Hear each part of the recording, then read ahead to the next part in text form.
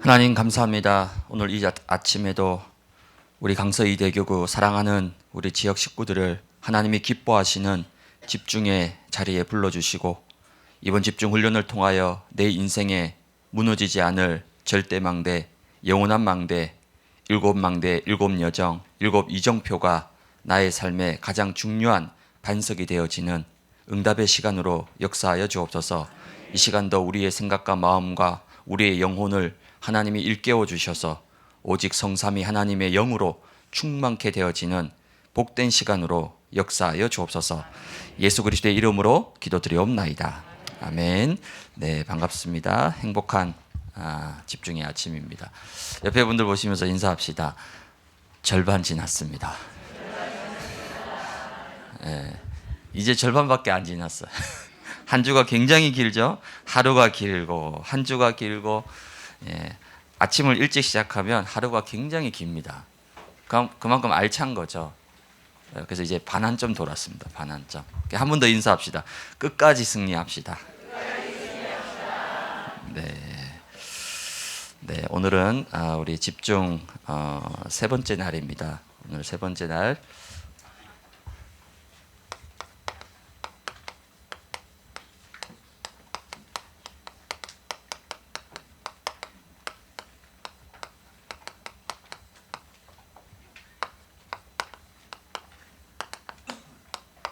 하나님의 시간표 속에 있는 나. 오늘 사도행전 2장 1절 4절 말씀인데요. 특별히 사도행전 2장 1절에 보면 오순절날이 이미 이름에 저들이 다 같이 한 곳에 모였다. 언약 성취의 시간표 속에 다 같이 함께 모였다는 겁니다. 그것도 120명이.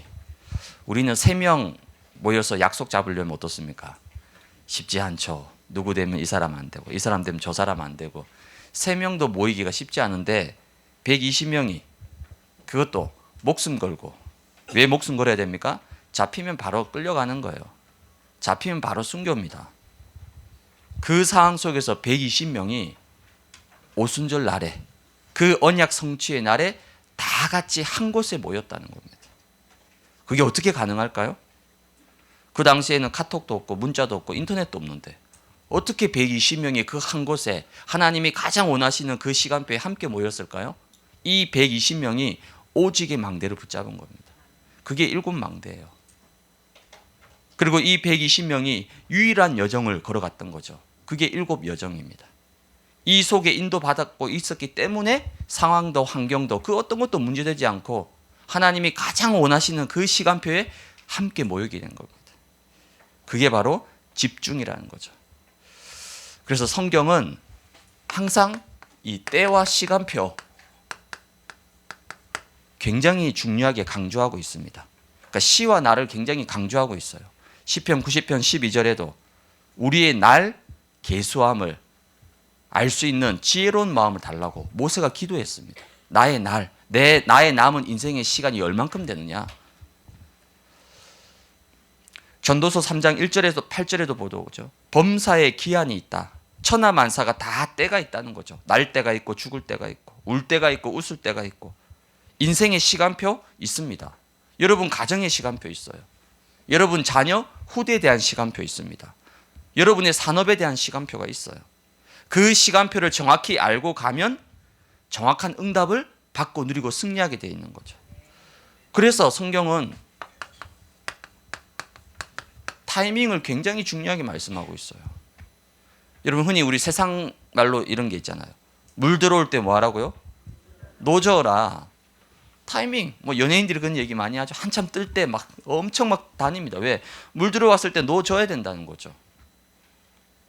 우리는 그런 세상의 말이 아니라 우리는 뭐죠? 하나님의 타이밍이 있다는 거예요. 하나님의 타이밍. 그게 오늘 일곱 이정표의 내용입니다. 하나님의 타이밍, 하나님의 시간표. 근데 우리는 자꾸만 어떻게 하냐면 엇박자를 냅니다. 엇박자. 노래할 때 박치 아시죠?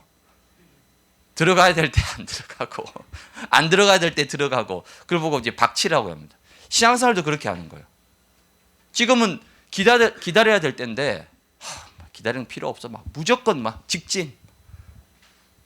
지금 또 도전해야 될 타이밍인데 나는 이것 때문에 못하고 저거. 그러니까 하나님의 타이밍과 늘 엇박자가 나는 거예요. 엇박자. 그러니까 늘 응답 못 받는 거예요.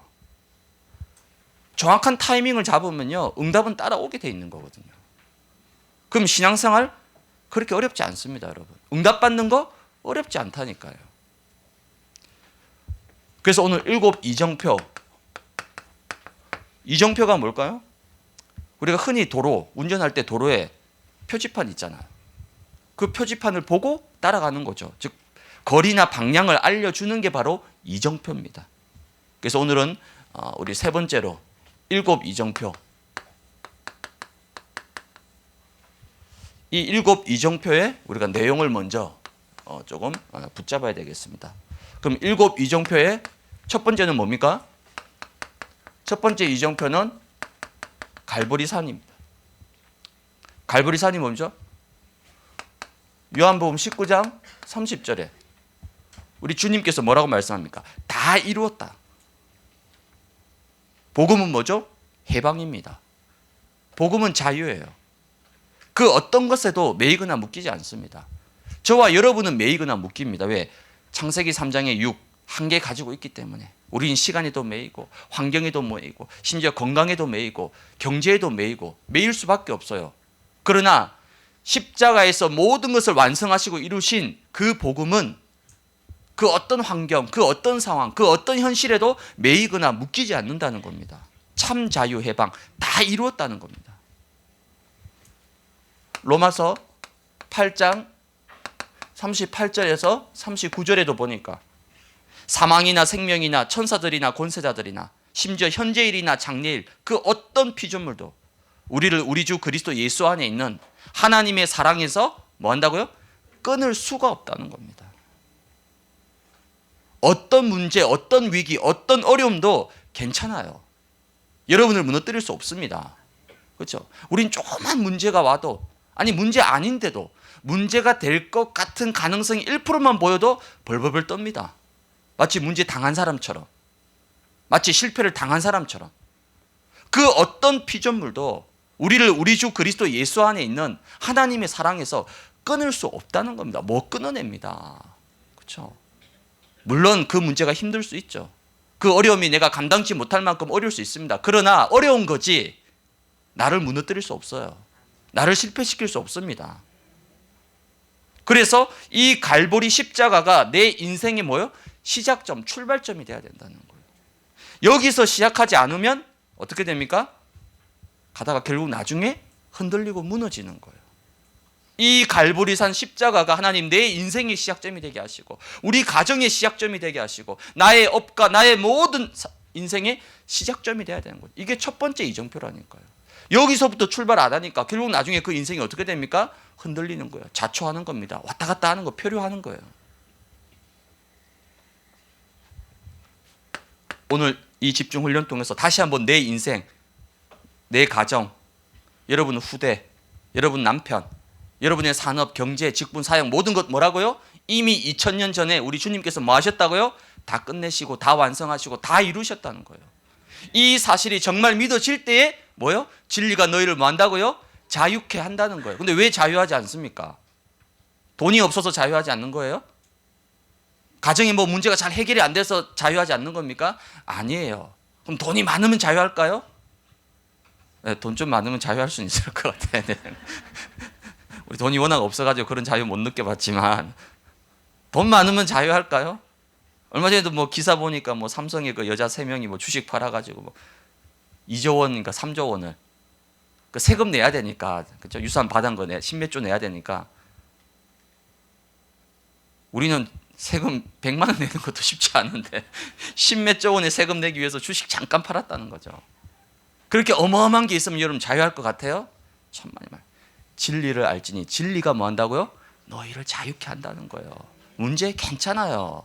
문제 어려움 다 있지만 나는 항상 복음 안에서 모든 문제 해결받은 사람이라니까요. 갈보리 십자가. 항상 여러분이 붙잡아야 되는 겁니다. 이거 놓치는 순간 노예됩니다. 이거 놓치는 순간 그 문제에 포로되고 속국된다니까요. 두 번째 이정표는 뭡니까?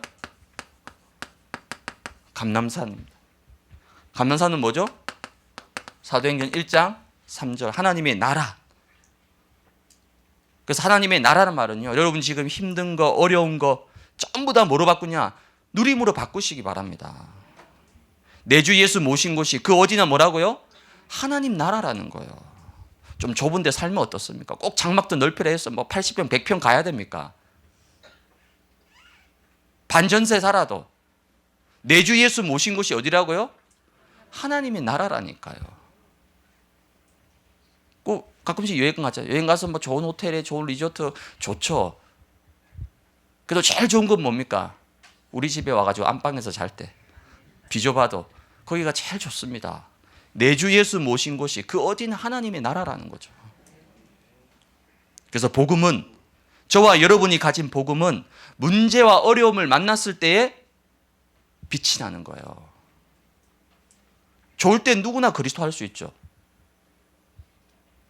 근데 반대로 힘들 때는요, 어려울 때는, 여러분 인생에 큰 위기와 고난이 찾아왔을 때는요, 복음은요 진짜 어려움을 만났을 때 반짝반짝 빛이 나는 거예요. 사실 평상시에는요, 뭐 네가 가진 복음, 내가 가진 복음 다 비슷해 보이죠. 저 장로님의 복음이나 저 권사님 복음이나 다 비슷해 보여요. 그렇죠? 근데 언제 드러납니까?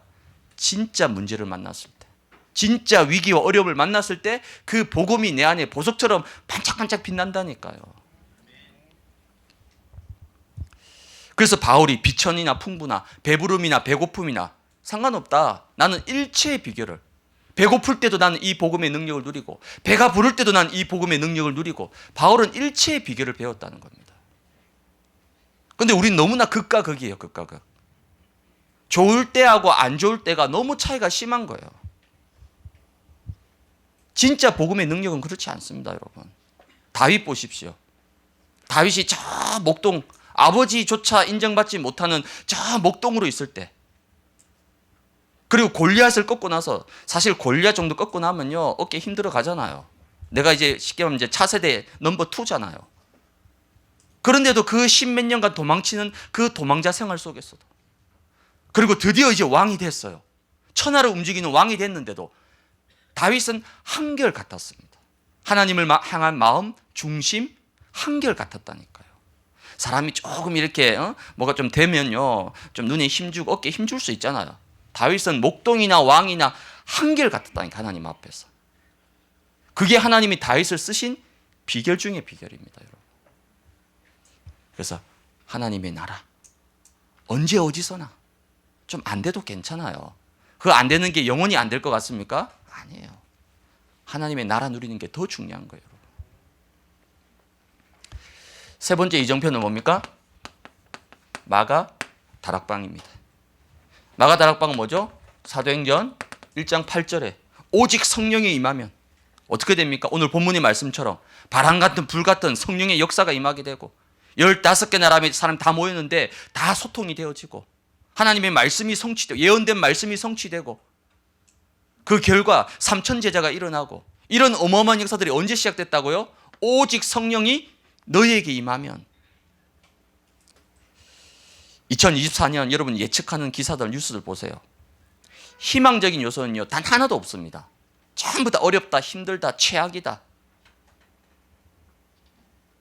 그 소식밖에 없어요. 그 이야기밖에 없습니다. 뉴스를 봐도 그렇고 신문을 봐도 그렇고 기사를 봐도 그렇고 다 어렵다, 힘들다 얘기밖에 없어요. 여기 모인 우리 중직자, 사역자, 우리 모든 성도들 지금부터 뭐 하느냐? 나의 산업과 나의 가정과 나의 지역에 오직 성령 충만의 망대를 세워야 되는 거예요. 능력의 망대를 세워야 되는 거예요. 그래야만 이 세상을 이기고 업을 이기고 모든 것을 이겨나갈 수 있잖아요. 지금 나에게 있는 문제, 어려움, 그게 힘으로 능으로 가능합니까? 나의 힘과 능으로 가능하다면 벌써 그 문제 해결됐어야 돼요. 진작에 해결됐어야 된 겁니다. 근데 왜 아직까지 해결이 안 됐죠? 힘으로 능으로 안 된다는 거죠. 오직 나의 영으로만 된다. 그래서 오늘부터 여러분의 가정에, 여러분 지역에, 여러분의 산업 현장에 성령 충만의 망대를 세우라니까요. 그러면 그 성령 충만의 망대 속에 뭐가 임합니까? 권능을 받고, 권능이 뭡니까? 초월적인 힘이에요. 그 권능 받으면 나의 능력과 수준과 상관없이 내가 너를 증인으로 세워주겠다는 겁니다. 이게 마가 다락방입니다. 세 번째 이정표. 네 번째 이정표는 뭡니까? 안디옥입니다. 안디옥이 뭐죠? 사도행전 11장 19절에서 30절입니다. 스데반의 일로 인해서, 스데반이 돌로 맞아 순교당한 그 일로 인해 가지고 온 예루살렘에 핍박이 임했던 거죠. 다 흩어졌습니다. 그 핍박으로 인해 가지고. 근데 이 환난과 핍박이 뭡니까? 결국은 사도행전 1장 8절의 성취인 거예요. 그렇죠? 하나님은 이렇게 해서라도 뭐 하는 거죠? 하나님의 말씀을 성취하도록 흩으신 겁니다. 그리고 20절에 보니까 드디어 안디옥에서 헬라인에게 복음을 전파했던 거죠. 이방 선교가 시작된 겁니다. 지금 여러분에게 찾아오는 문제, 지금 여러분에게 찾아오는 어려움 뭡니까? 우연이 아닌 거예요. 필연입니다. 필연. 반드시 겪어야 되는 문제예요. 반드시 통과해야 되는 시간표입니다. 우린 주로 문제가 없게 하옵소서. 아닙니다. 진짜 기도는 뭐죠? 하나님, 이 문제를 통해서 진짜의 것을 붙잡게 하옵소서. 그게 사실적인 기도잖아요. 그래서 여러분, 문제가 왔을 때, 어려움이 왔을 때 모든 것을 전도와 선교의 시간표에 딱 초점을 맞춰보세요. 이 환난과 핍박을 통해 하나님은 말씀을 이루시잖아. 왜? 안 흩어지니까. 예루살렘이 좋으니까 여기서 우리가 평생 잘 살자. 아니, 그건 하나님 말씀과 반대되는 거예요. 그래서 하나님은 스데반을 순교시켰음까지 흩으시는 겁니다, 여러분. 문제, 어려움 괜찮아요. 문제 왔다, 어려움 왔다, 뭐죠? 하나님의 시간표 속으로. 어떤 시간표입니까? 전도와 선교의 시간표 속으로.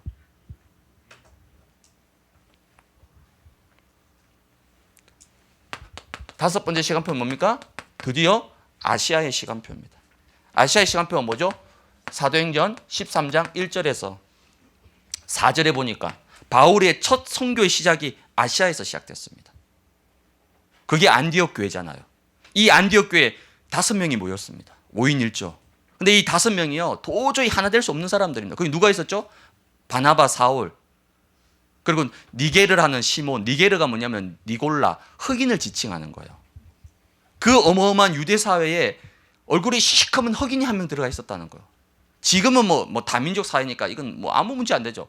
그 당시는요, 상상도 할 수 없는 일입니다. 더 충격적인 건 뭐죠? 헤롯의 젖동생 누구죠? 마나의 헤롯이 누굽니까? 초대교회를 핍박하고 세례요한의 목을 잘랐던 사람이잖아요. 그 젖동생 마나엔이 이 5명 속에 들어와 있는 거예요. 이게 무슨 말입니까? 완전히 성령인도 받았다는 거죠. 그래서 사도행전 13장 2절에 보니까 주를 섬겨 금식할 때에 성령이 이르시되 바울과 바나바를 따로 세워라. 저와 여러분의 가장 큰 실수가 뭐냐면요, 일단 우리는 일부터 저질러 놓고 봅니다. 일단 시작부터 해요. 시작해 놓고 좀 가다가 뭐 좀 안 되면, 뭔가 내 뜻대로 좀 안 풀리면 이제 그때서 이제 주님을 찾는 거예요. 벌써 순서가 바뀐 겁니다. 주를 섬겨 금식할 때, 그럼 금식이 목적이냐? 아닙니다. 왜 금식했습니까? 성령인도 받으려고. 그때 성령께서 이르시되 바울과 바나바를 따로 세워라. 그래서 저와 여러분들은 철저하게 뭐죠? 성령인도 받아야 됩니다. 문이 열리면, 응답이 오면 시작해야 되는 거예요. 문도 안 열렸는데, 응답도 안 왔는데 막 그냥 치고 나갑니다. 그래서 안 되는 거죠. 아시아 100% 성령 인도였습니다. 여섯 번째 이정표는 뭡니까? 드디어 마게도니아의 시간표입니다. 마게도니아의 시간표가 뭐죠? 사도행전 16장 6절에서 10절에 보니까 바울이, 그렇죠, 바울과 그 팀들이 아시아로 가려고 모든 준비를 완벽하게 다 세팅 다 해놨습니다. 그리고 내일 아침에 이제 해가 뜨면 이제 출발하는 거예요. 근데 그 전날 밤에 어떡합니까? 드로아에서 예수의 영이 허락지 않고 성령께서 막으신 거죠.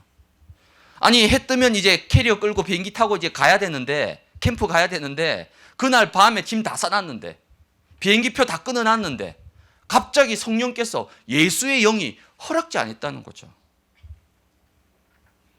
문이 막힌 거예요. 모든 길이 다 막혀버렸습니다. 이때가 뭐죠?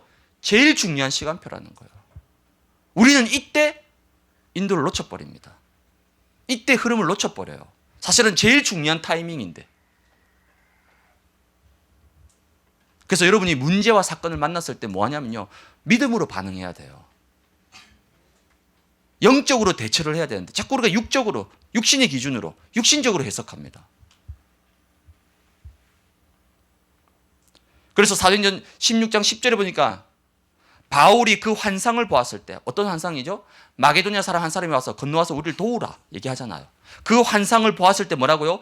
복음을 전하라고 우리를 부르신 줄로 뭐 했다고요? 인정함이로라. 근데 우리는 잘 인정하지 않습니다. 왜? 내 뜻대로 안 맞거든요. 내가 세운 계획이 아니거든요. 절대 인정 안 해요. 끝까지 고집합니다. 환상까지 보여줬는데. 근데 바울은 그걸 보고 어떡하죠? 자기가 어제까지 철저하게 준비했던 그 모든 걸요, 한순간에 다 내려놔 버립니다. 왜? 성령의 인도로 인정했다는 거예요. 너무 내 것이 강하고 내 주장이 강하고 내 고집이 강한 사람은요, 인도 못 받습니다. 놓치게 돼요. 이 어마어마한 전환점의 응답이 찾아왔는데 그 결과 어떻게 됩니까? 유럽 복음화의 어마어마한 시작이 된 거예요. 만약에 이때 바울이 끝까지 아시아를 고집하고 주장했으면 어떡하겠습니까? 어마어마한 축복을 놓치게 되는 거예요. 당장 문이 안 열린다. 좀 답답하죠. 빨리 좀 가문 복음화 됐으면 좋겠고, 막 골육전도 나왔으니까 뭐 시댁, 시할아버지 뭐 모든 싹 다 초토화시켜서 빨리 복음화 됐으면 좋겠는데 그건 저와 여러분의 생각입니다. 아직 문이 안 열렸단 말이에요. 이때가 중요한 타이밍이고 이때가 중요한 시간표라는 거예요, 여러분. 전환점. 그렇죠? 모든 것이 전환점입니다, 여러분. 마지막 7번째 이정표는 뭡니까? 드디어 로마입니다. 로마가 뭐죠? 사도행전 19장 21절. 내가 로마도 보아야 하리라. 내 인생의 로마 어디입니까, 여러분? 나의 로마는 어디에 있습니까? 내 인생의 마지막 챕터 있습니다, 여러분. 그래서 저희 담임 목사님 늘 뭐라고 말씀하십니까? 목사님 인생의 마지막 어디서요? 선교지에서 당신의 인생을 하나님 앞에 드리겠다. 그건 이제 담임 목사님의 이제 마지막 인생의 로마인 거예요. 그럼 내 인생은요? 내 인생의 마지막 장, 내 인생의 마지막 승부처 있어야 되잖아요. 평생 열심히 살고 열심히 돈 벌고 그러다 끝났다. 그거 얼마나 허무한 인생입니까? 왜 우리가 지금까지 이렇게 열심히 훈련받고 열심히 돈 벌고 열심히 헌신하고 뭡니까? 뭘 보기 위해서요? 로마도 보아야 될 것이다. 내 인생에 로마가 있어야 되잖아요. 여러분 산업에 로마가 있어야 되잖아요. 바울에게는 이 로마가 있었던 거예요. 이 로마가 있었기 때문에 지금 당장 된다 안 된다, 응답이 있다 없다, 뭐 아시아의 어마어마한 역사, 에베소가 막 뒤집어지는 어마어마한 역사가 있어 눈 하나 깜짝 안 했습니다. 왜? 그건 다 서론이고 다 지나가는 거예요. 바울의 진짜 본론은 뭡니까? 로마, 가이사 앞에 서야 될 것이다. 여러분 인생의 로마를 찾아야 되는 거예요. 여러분 산업의 로마를 찾으셔야 되는 거예요. 이게 이정표입니다. 이정표.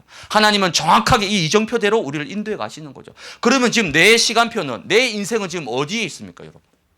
그건 사람마다 다 달라요. 어떤 사람은요, 여기서부터 시작해야 될 사람이 있어요. 어떤 사람은요, 마가다락방 속에 있을 수도 있고. 하나님은 다 계획이 다 다르기 때문에. 그럼 여러분이 빨리 이 이정표를 보면서 지금 나와 우리 가정과 내 산업은 어느 이정표 속에 있느냐, 어느 시간표 속에 있느냐를 보고 인도받아 가야 되는 거죠. 이 응답을 받는 우리 모든 교구 식구들 되시기 바랍니다. 그럼 두 번째는 이제 드디어 저와 여러분들이 시간표의 응답을 받아야 됩니다. 신앙생활 제일 잘하는 비결이 뭐냐? 굳이 묻는다라면 시간표를 잘 보는 거예요. 시간표를 따라가는 겁니다. 하나님의 시간표에 모든 걸 맞추어서 따라가는 거죠. 배가 바람을 타고 가면요, 가만히 있어도 배가 갑니다. 근데 대부분의 사람들은 반대로 해요. 거꾸로 합니다. 자기가 원하는 시간표를요, 계속 고집하는 거예요, 하나님 앞에. 또 그 정도는 괜찮아. 더 악한 사람은 뭡니까? 하나님 보고 내 시간표 맞추라는 거예요. 제가 지금 순회 신방 캠프하고 있잖아요. 신방 가니까 막 다들 신방 끝나고 나서 목사님 막 맛있는 거 이제 대접하고 싶어가지고 나름 그 동네에 숨겨진 맛집 좋은 데를 막 이제 모시고 갑니다. 그죠? 그 당연한 거죠. 근데 어느 날 어떤 한 지역의 권사님이 가자마자 목사님 오늘은 무조건 보쌈 먹어야 됩니다. 그런 분이 있겠습니까? 그럼 보쌈 눈에 목에 칼이 들어와도 보쌈 먹어야 됩니다. 그럼 제가 그럼 예, 보쌈 먹겠습니다. 뭐 괜찮습니다. 저 그러겠죠. 근데 사실 그렇게 한 사람은 없습니다. 다 그 전에 목사님이 뭐 좋아하실까, 어떤 거 좋아하실까 이렇게 해가지고 하잖아요, 그렇죠? 시간표도 마찬가지인 거죠. 하나님 이거 꼭 이렇게 해야 됩니다. 이미 정해놨어.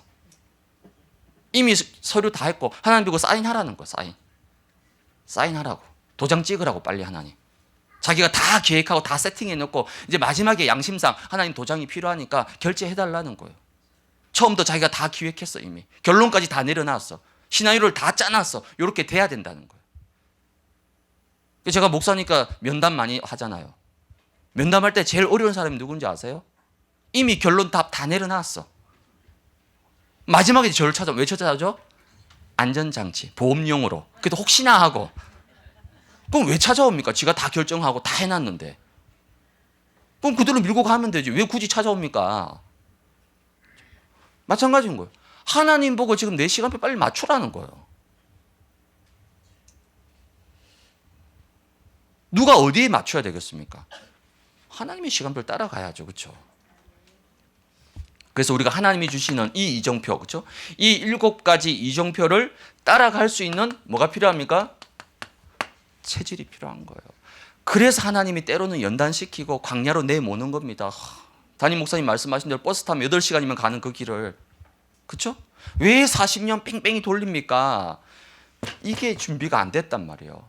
이거 준비 안 돼서 가나안 땅 들어갔다. 어떻게 됩니까? 그 가나안 땅에 들어가서도 또 노예짓 하는 거예요. 젖과 꿀이 흐르는 메시아가 오실 그 가나안 땅에서도 또 포로되고 또 속국돼서 살아가는 거예요. 그러면 안 되잖아요. 그래서 이거 준비될 때까지 문을 안 여시는 거예요. 가나안 땅의 문을. 8시간이면 버스 타고 갈 수 있는 그거를 40년 동안 계속 돌리시는 겁니다. 왜? 이거 따라가게 한 체질 만들려고요.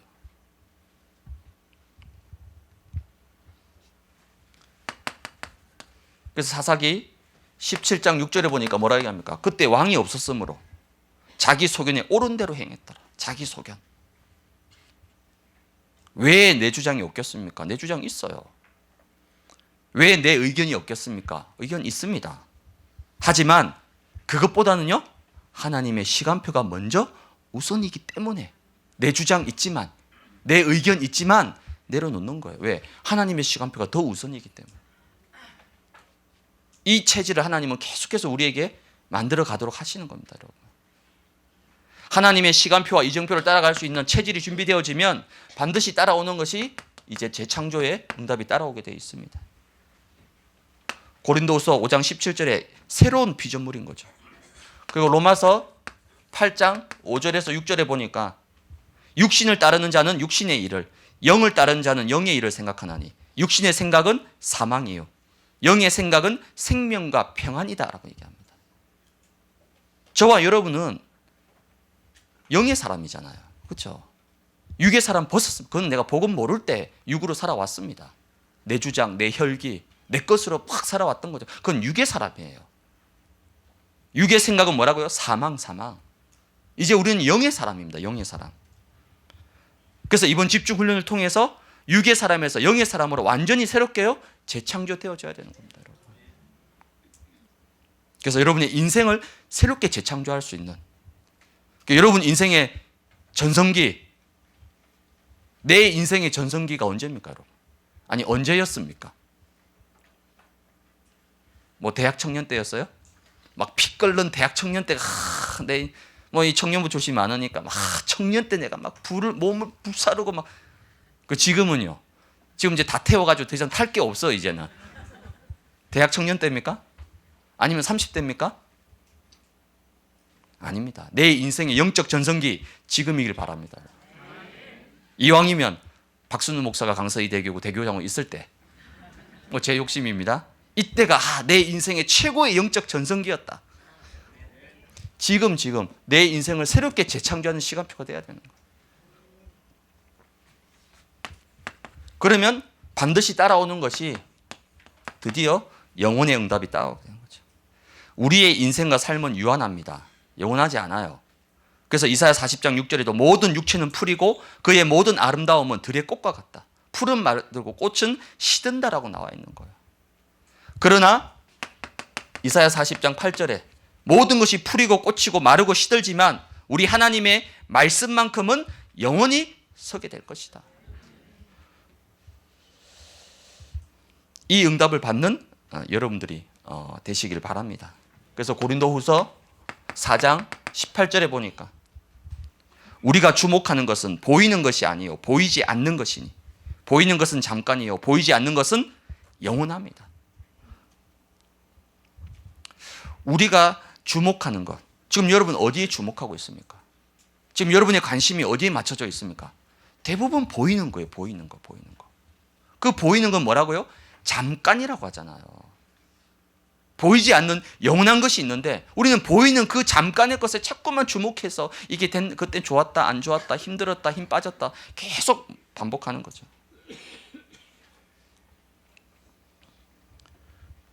왜 신앙생활을 잘하다가 왜 갑자기 낙심에 빠질까요? 신앙생활을 잘 인도받다가 왜 갑자기 힘이 빠집니까? 지금 내게 있는 그 문제와 그 어려움과 그 현실이 전부 다라고 생각하는 거예요. 그렇지 않습니다, 여러분. 고린도후서 4장 17절에 보니까요. 우리가 잠시 받는 환난에 경한 것이 지극히 크고 영원한 영광에 중한 것을 우리에게 이루게 합니다. 잠시 받는 환난에 그것도 경한 것, 경한 가벼운 것이라잖아요. 잠시 받는 겁니다. 영원히 받는 거 아니에요. 잠시 지나가는 겁니다. 근데 그걸 마치 전부 다라고 생각하고 여기에 따라서 내 가정과 내 인생이 완전히 이렇게 실패하고 무너졌다. 그렇게 생각하는 거예요. 그러니까 낙심하고 힘 빠지는 거예요. 아닙니다. 지금 있는 그 환난에 경한 것이 뭐 한다고요? 크고 영원한 영광에 중한 것을 이루는 통로가 되고 발판이 된다는 거예요. 그래서 16절에 뭐라고 얘기합니까? 고린도후서 4장 16절에 우리가 낙심하지 아니하노니. 낙심하지 아니한다는 거예요. 왜요? 우리의 겉사람은 낡아지나 우리의 속사람은 뭐 한다고요? 날로 새로워진다. 여러분 겉사람 때문에 너무 속상해하지 마세요. 저도 예원교회 온 지 한 16년, 17년 차 돼가는데 예원교회 와서 남은 거 흰머리 새치하고 주름밖에 없더라고요. 예원교회 와가지고 16년, 17년 동안 남은 건 주름하고 흰머리 새치밖에 없더라니까요. 어느 날 거울을 보는데 그렇죠?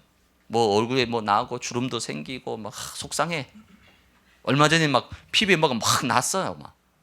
그게 막 교구 식구들 목사님 피부 뭐 문제 있냐고 목사님 너무 힘드시냐고 막. 네, 그 제가 그냥 물갈이 했다 생각했습니다. 그렇죠? 우리 해외 가면 물갈이 하잖아요. 교구가 바뀌어가지고 제가 좀 예민해가지고. 그러니까 겉사람은 왔다 갔다 하는 거예요. 나이 들고 뭐 주름 생기고 나이 들면 당연히 몸이 아프죠. 생로병사인데 안 아픈 사람 어디 있습니까? 그거 다 겉사람이에요. 겉사람. 겉사람 보면요 낙심하고 힘 빠질 수밖에 없는 거예요. 겉사람이 중요한 것이 아니라 뭐죠? 우리의 속사람이 뭐 한다고요? 날로 새로워진다라고 말씀하고 있잖아요. 그래서 여러분이 영원한 것에 가치를 두세요. 영원한 것에 투자하시기 바랍니다. 그럼 날로 새로워진 응답을 받게 되는 거죠. 결론입니다. 오늘 이정표 뭡니까? 보통 우리가 흔히 사인 포스터라고 합니다. 표지판이죠. 표지판. 근데 실수하는 사람, 성령의 인도를 놓치는 사람의 특징이 뭐냐면요. 잘 안 봅니다. 잘 안 봐. 늘 자기가 보고 싶은 것만 봐요. 다른 건 절대 안 봐. 내가 보고 싶은 것만 딱 보는 거예요. 그 강구도 잘 안 봐요. 그렇게 주보에 뭐에 다 보냈는데도 못 봤다는 거예요. 눈앞에 써놓은 것도 안 봅니다. 안 봐. 어디 있냐고 다 써놨는데. 그렇죠? 안 봐. 보라고 만들어놨는데 이정표. 그래서 여러분 보는 것이 중요합니다. 그렇죠?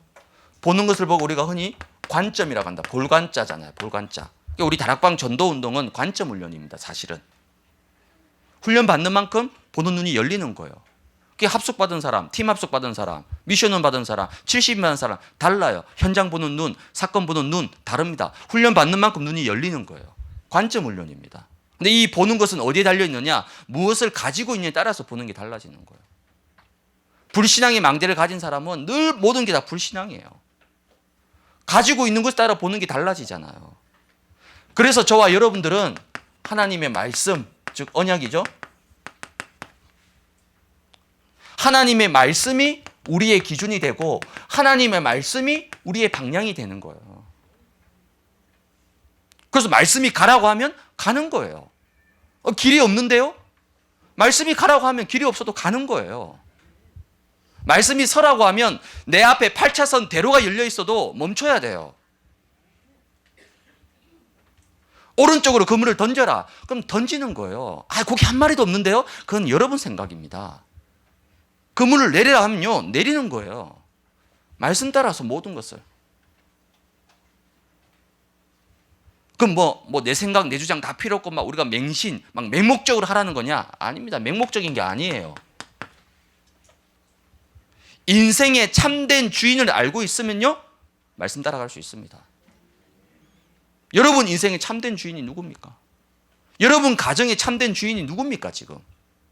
내 산업, 내 직장, 내 후대 참된 주인이 누구냐고요.